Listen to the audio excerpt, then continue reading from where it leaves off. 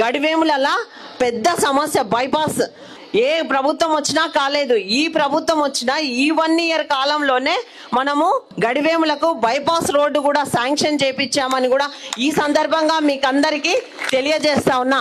అంతేకాకుండా అలగనూరు రిజర్వాయర్ గత ప్రభుత్వంలో కట్ట తెగిపోతే 2021లో కట్ట తెగిపోయింది అన్నది.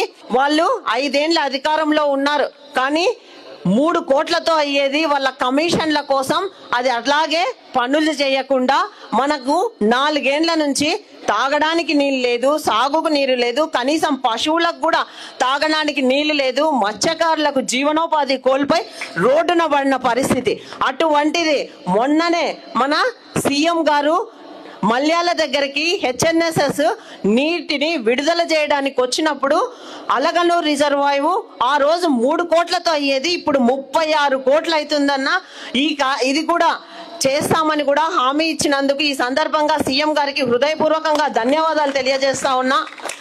అంతేకాకుండా గోరుకల్లు రిజర్వాయర్ దీనివల్ల మనకు అక్కడ 12 టీఎంసీల నీరు నిల్వ చేసే సామర్థ్యం గల గోరుకల్లు రిజర్వాయర్ కూడా గత ప్రభుత్వంలో పనులు పూర్తి కాకుండానే పనులు పూర్తయినాయని వాళ్ళు ఫ్రీ జోన్ చేయడం వల్ల మనకి ఎక్కడ చూడు బండపరుపు కుంగడము, కట్ట తెగిపోవడం మనకి సమస్యలు ఏర్పడతా ఉన్నాయి.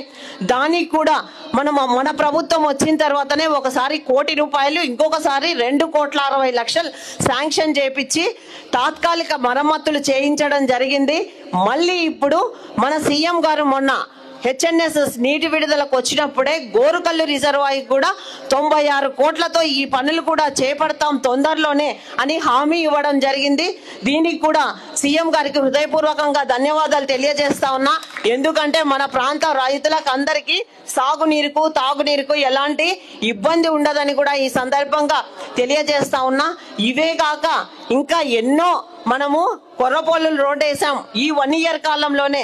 ఇక్కడ అన్ని పనులు పూర్తయిపోయాయి. ఇందాకే దుర్వేసి గ్రామానికి సంబంధించి 1 కిలోమీటర్ పైన రోడ్డు ఉందని అడగడం జరిగింది గ్రామ నాయకులు. తప్పకుండా అది కూడా పూర్తి చేస్తామని కూడా ఈ సందర్భంగా మీకు అందరికీ తెలియజేస్తా ఉన్నా.